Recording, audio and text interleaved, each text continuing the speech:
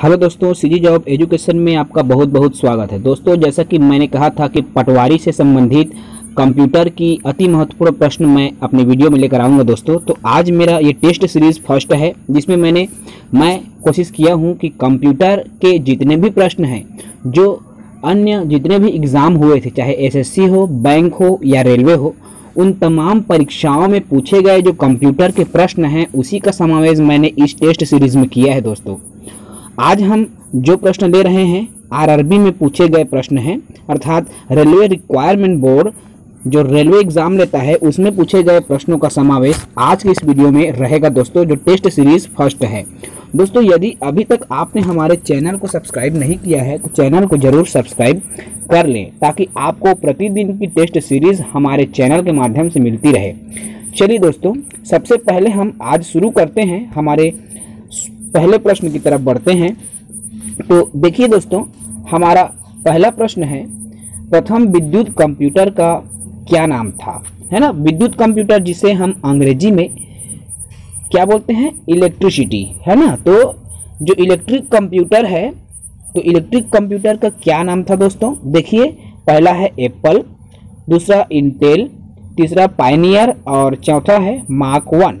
तो इसका उत्तर हो जाएगा दोस्तों चौथा, मार्क 1 क्या है? एक इलेक्ट्रिक कंप्यूटर है। क्लियर है दोस्तों? चलिए अगले प्रश्न की तरफ हम बढ़ते हैं। प्रश्न क्रमांक हमारा दूसरा है, वाल्व लगे कंप्यूटर किस पीढ़ी के है? तो वाल्व लगे कंप्यूटर किस पीढ़ी के है दोस्तों? पहला है हमारा पहली पीढ़ी, दूसरा चौथी, तीसरा दूसरी और चौथा तीसरी पीढ़ी।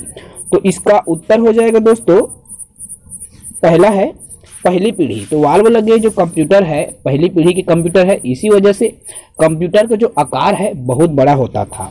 क्लियर है? चलिए अगले प्रश्न की तरफ हम बढ़ते हैं। प्रश्न क्रमांक हमारा तीसरा है। तो देखिए, हमारा तीसरा प्रश्न है दोस्तों, ट्रांजिस्टर क्या है ना। तो ट्रांजिस्टर क्या होता है?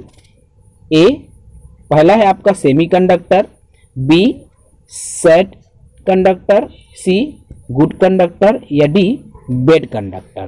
तो आप भी जानते होंगे दोस्तों, सेमीकंडक्टर अर्थात अर्धचालक है ना, एक अर्धचालक होता है। तो इसका उत्तर हो जाएगा पहला सेमीकंडक्टर। सेमी मतलब अर्ध होता है, कंडक्टर मतलब चालक। क्लियर है? चलिए चौथे प्रश्न की तरफ हम बढ़ते हैं। देखिए दोस्तों, चौथा प्रश्न है हमारा, चौथी पीढ़ी के कंप्यूटर का मुख्य पुर्जा क्या है? पुर्जा अर्थात उनकी जो बॉडी है ना।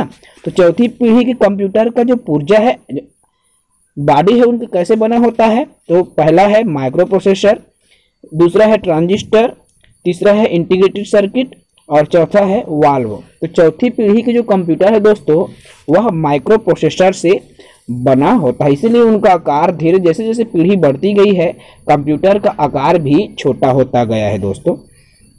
चलिए हम अगले प्रश्न की तरफ बढ़ते हैं। प्रश्न क्रमांक हमारा पांचवा है, डिजिटल कंप्यूटरों को कितने वर्गों में बांट सकते हैं? है ना, डिजिटल कंप्यूटरों को कितने वर्गों में हम बांट सकते हैं दोस्तों? तो देखिए, पहला ऑप्शन है ए 4 वर्गों में, दूसरा 1, तीसरा 3 वर्गों में और चौथा है 2 वर्गों में। तो इसका उत्तर हो जाएगा दोस्तों ए 4 वर्गों में। तो डिजिटल कंप्यूटर को हम 4 वर्गों में बांट सकते हैं। क्लियर है? चलिए अगला प्रश्न है हमारा, प्रश्न क्रमांक छठवां है। तो छठवां प्रश्न देखिए दोस्तों, क्या कहती है, माइक्रो प्रोसेसर कंप्यूटर की इंटरनल मेमोरी कितनी होती है ना। इंटरनल अर्थात आंतरिक जो मेमोरी है उनकी माइक्रो कंप्यूटर की कितनी होती है? पहला है 260 KB, दूसरा है 250 KB, तीसरा है 270 और चौथा है 256 KB। तो इसका उत्तर हो जाएगा दोस्तों चौथा 256 KB होती है। क्लियर है? चलिए अगले प्रश्न की तरफ हम बढ़ते हैं। प्रश्न क्रमांक हमारा 7वां है, आजकल इस्तेमाल हो रहे कंप्यूटर किस श्रेणी के हैं? है ना। तो कौन सी श्रेणी के कंप्यूटर आजकल इस्तेमाल किए जाते हैं?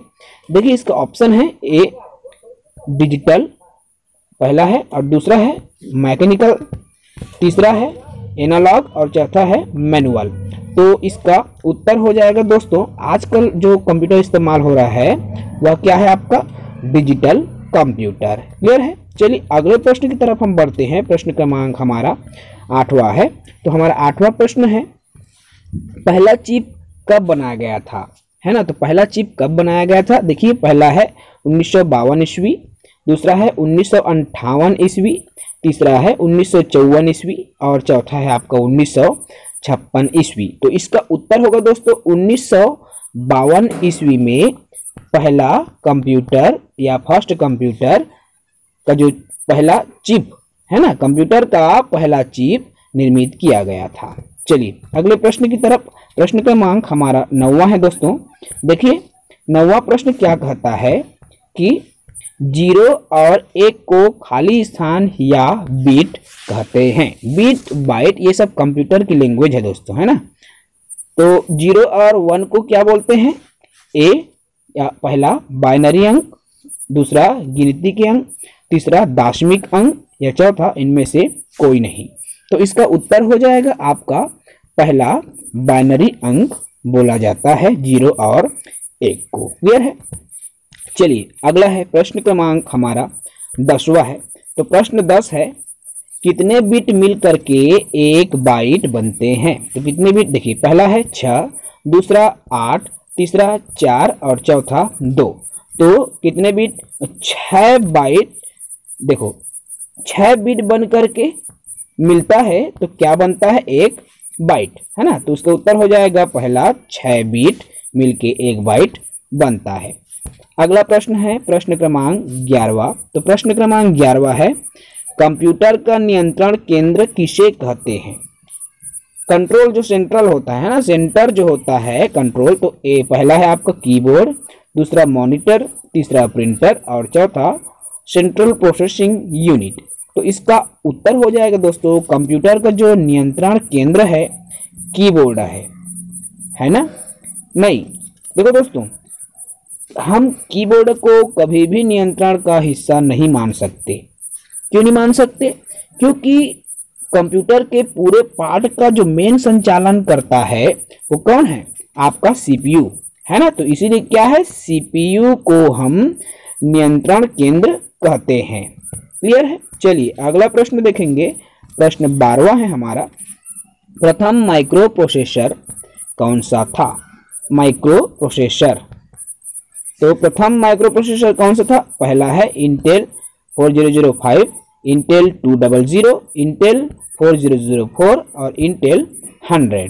तो इसका उत्तर क्या होगा दोस्तों, आपका तीसरा प्रथम माइक्रो जो प्रोसेसर है इंटेल 4004 हो जाएगा तीसरा। क्लियर है दोस्तों। चलिए अगले प्रश्न की तरफ हम बढ़ते हैं। प्रश्न क्रमांक हमारा 13वां है।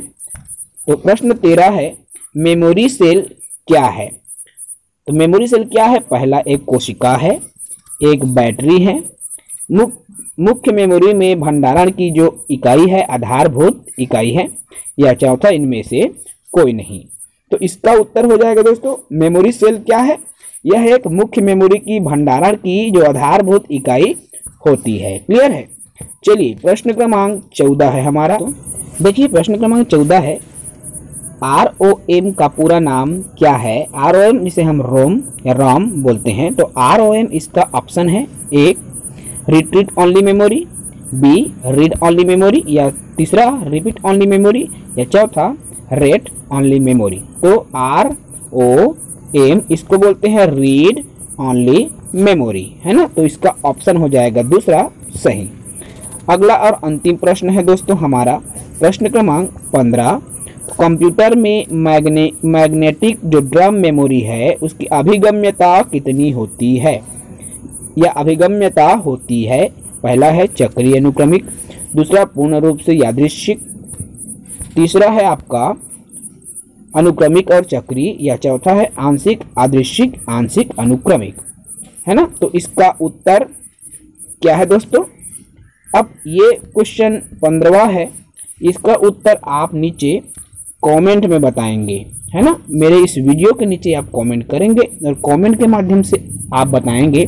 साथ ही साथ आप ये भी बताएंगे दोस्तों कि आपको ये वीडियो कैसा लगा, अगर आपको वीडियो अच्छा लगेगा तो मैं अगला टेस्ट सीरीज आने वाले अगले वीडियो में लेकर आऊंगा। मैं अति महत्वपूर्ण टॉपिक का डिस्कशन करा रहा हूं आपको, जो कि रेलवे में पूछा गया है। पिछले बार जो भी रेलवे का एग्जाम हुआ है उस एग्जाम्स में ये जितने भी क्वेश्चन मैं आज इस वीडियो में बताया हूं सभी प्रश्न पूछा गया है, और आने वाला वीडियो मैं केवल प्रीवियस प्रश्न को लेकर ही टेस्ट सीरीज बनाने वाला हूं दोस्तों। तो मेरा वीडियो आपको कैसा लगा प्लीज़ कमेंट जरूर करें, लाइक शेयर और सब्सक्राइब करना ना भूलें। जय हिंद।